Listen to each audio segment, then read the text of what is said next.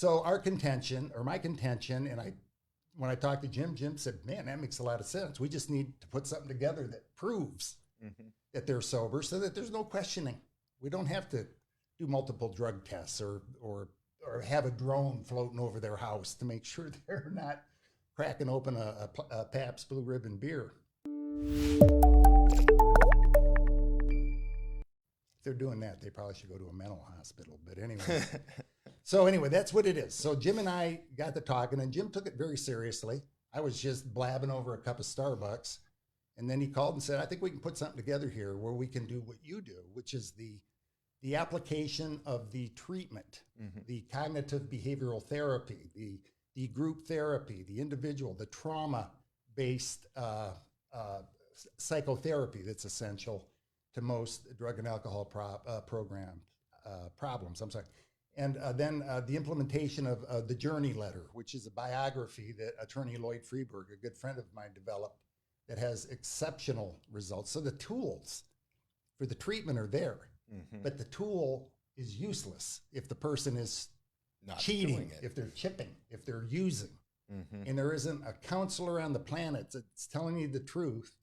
If they told a substance abuse counselor, if they told you that they were absolutely positive that their clients are sober throughout the whole treatment program. Yeah. And remember, residential is typically a 30-day program. Nothing.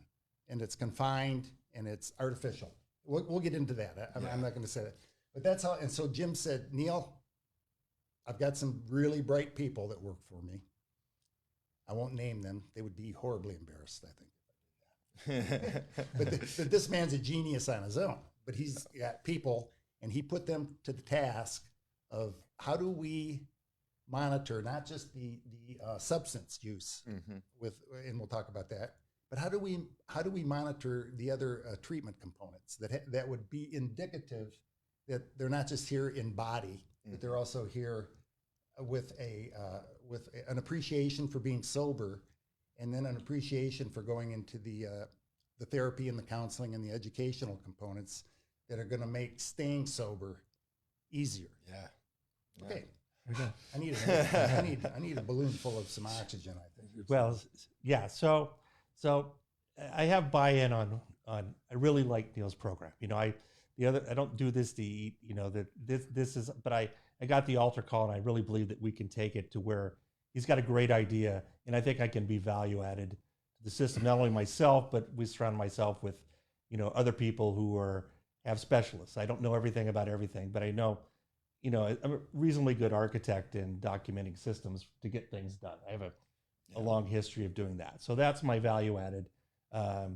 So we defined whatever his program was, and then we also took the county's 16th month program. We took those elements and we laid it out on a big spreadsheet, like a project chart, and then we went through and find out where the problem areas were that could be possible breakdowns, and then what we're trying to do. So the 5 things that we're going to, that are kind of our things, the stairs that we're standing on, is we're going to be using the Farm Chem patch on both arms to check once a week to monitor any and all drug panels. We're using weekly, the individualized therapy, the group meetings, the Scram ankle bracelet, and our blow for monitoring our alcohol consumption 24/7. We have your anonymous meetings. You have to pick one of those. And the final thing, and we compile all this and put record of all this stuff that is his program, that you worked on, and it's proven out. And we put it in a Dropbox. We consolidate it in a HIPAA compliant Dropbox so that any one of the sponsors, the parent, the attorney, the DA, the judge, the probation officer can go in at any time and see if they're sober, where their tests are, they're compliant, that they attended, that they're doing what they're said they're doing, whatever their assignment is, they're going to do their assignment. At the end, we give you the thumb drive of your 90 days or 6 months or 1 year, or however long it takes, that we'll be able to compile that and show, you say what you're going to do, then you did it, and then you have a record of a forever record, digital record that you did what you said you did. You've got to get credit for it. And in addition, the value thing that we do, that I think we do better, is we have a daily survey, SUD scale, on a 1 to 10, and we ask you how you're doing, how you're today, how are you right now, and how you're going to be tomorrow. And if you start to downtrend, we plan to have an intervention plan to help you and give you whatever assistance you need to stay on your sobriety journey. Yeah. And at the end, I think it's going to work, and we'll have data that we'll be able to prove to our sponsors, to if we have a clinical trial investor or whatever. I don't know where this is going to lead, but we'll have not only data, but we'll have statistically significant data that we can prove that we're improving over the previous systems. Yeah. And so that's what we're going to do here, and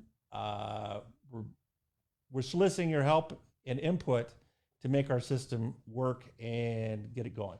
Yeah, if I can, two things. Of course. SUDS, because we use the word, stands for Subjective Unit of Discomfort. Scale. Yeah, scale. I'm sorry. Thank you for the, I forgot, what's that S for? I forgot. Okay. Subjective Unit of Discomfort on the premise, and it's a good one, that relapse in substance usage is primarily, the precursor is typically anxiety, PTSD, trauma-related issues. The defender is gone, meaning the benzodiazepine, the alcohol, even the methamphetamine, or the marijuana is a big one. So I'm not going to take up the time with that. And so on a daily basis, we ask for a subjective unit of discomfort scale, which is a Likert scale. I think it's a 1 to 5. 1 to 10. Yes. 1 to 10 scale, and along different dimensions that give it's a phone call, or I'm sorry, it's a text message, I believe. Mm-hmm. Yes. So it's that the individual does on a daily basis, that gives the reader of the text, which is the counselor and or one of the administrators, a sense as if that person's in some sort of trouble today, right now. And with people who are in some distress, they may do this 2 or 3 times a day. And with a phone call from a trained therapist or a counselor trained in crisis response to find out what's going on in order to intervene. Most relapses don't just happen. They tend to build based on a person's sense of losing control. So I don't want to go into too much detail, but I think it's important to show that the progress that we are capable of and that we focus on is real time progress. It isn't a quarter. The courts, we'll use the courts. The courts are used to 90-day progress reports. That means they're waiting 90 days to find out if your guy or you've already fallen off the wagon. Yeah. You need help today. Yeah, you show not up in a week, 2 weeks, or 3 months. You need it today. Yeah. And so the theory is that by interviewing within 24 hours, you let us know we're in constant contact, and without making this all sort of dry and scientific and heartless, we're really building a that we're really good at. No, we're bidding behind the scenes. We're showing behind the scenes of the studio here, where we're building this digital protective bubble, of accountability behind the scenes that'll make your life with just your cell phone and you make your world easy and work function in your world, in your house with the tools. And we're going to provide you all those tools that you need for success, not in a third party, right where you are with what resources you have in real time.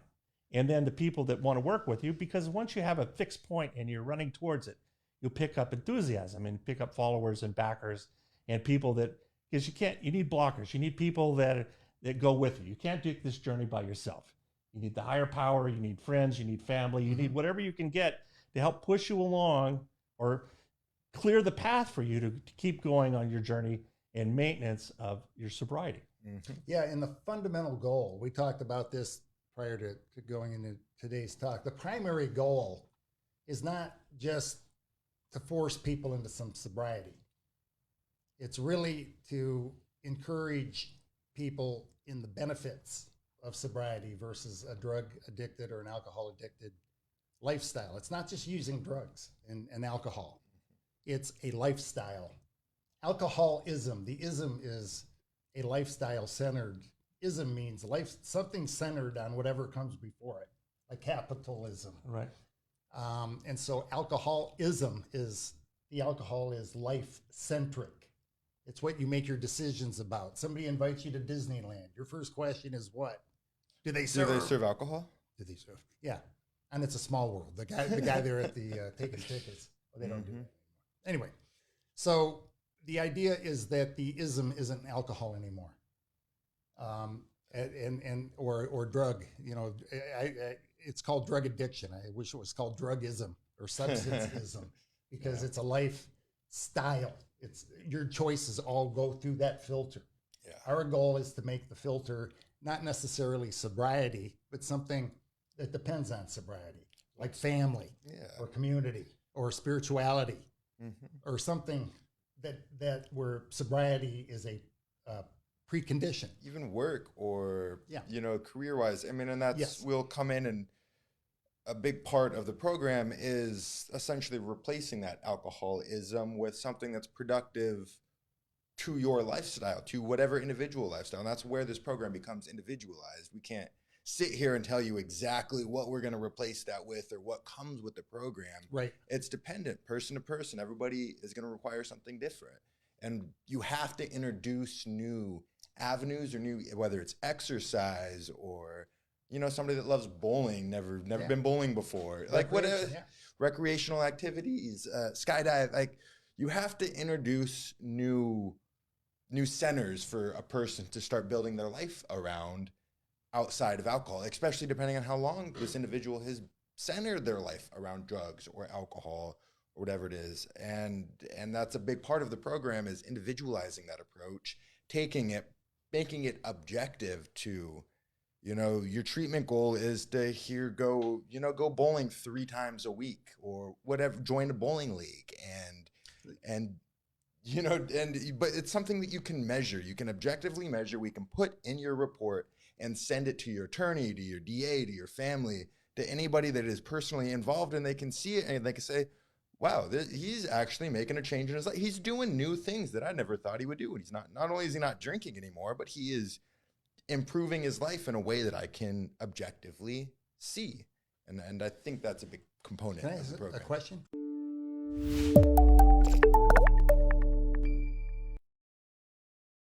Social distancing and masks and stay at home, and I'm thinking probably over in China right now, the social anxiety has got to be horrific because people are no longer interacting with people. The people are got to be taken into account. And then what happens is, then now that things are opening up, here's what I'm seeing. This is not a book off a shelf. What I'm seeing is that people are now re-socializing. They're going to happy hours. And what do you do at a happy hour? You're going to have a drink or two, right? How many do you usually have? Because you're so happy to see your buddies again.